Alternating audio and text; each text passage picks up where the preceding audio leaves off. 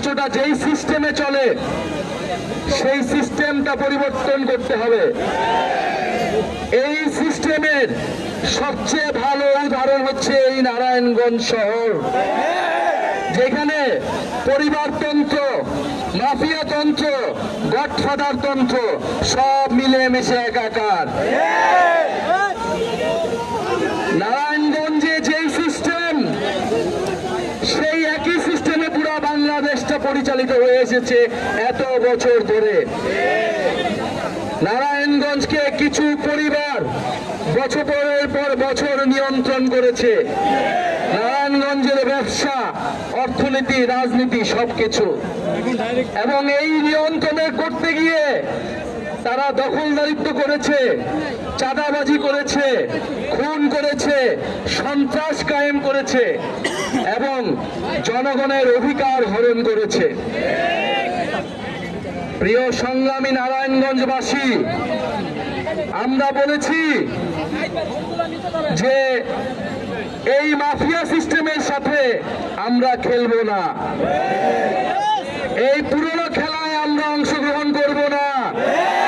এই পুরনো খেলার বিরুদ্ধেই গণ-অভ্যুত্থান হয়েছে, আমরা রক্ত দিয়েছি, ফলে খেলার নিয়ম বদলাইতে হবে। কিন্তু আমরা জানি খেলার নিয়ম এখনো বদলায় নাই। নারায়ণগঞ্জে খেলা বন্ধ হয় নাই।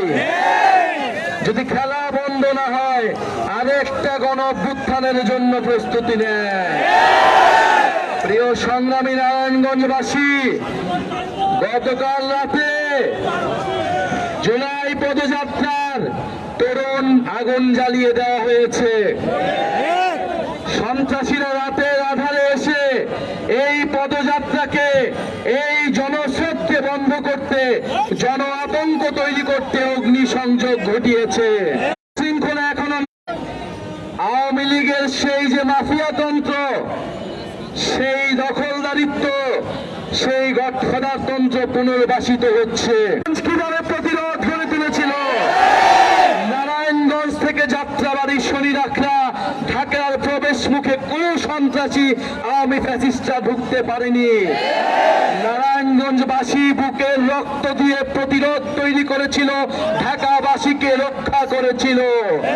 এদিকে নারায়ণগঞ্জ, ওদিকে সাভার, আশুলিয়া প্রতিরোধ তৈরি হয়েছিল বলেই ঢাকার জনগণ রাজপথে নেমে আসতে পেরেছিল।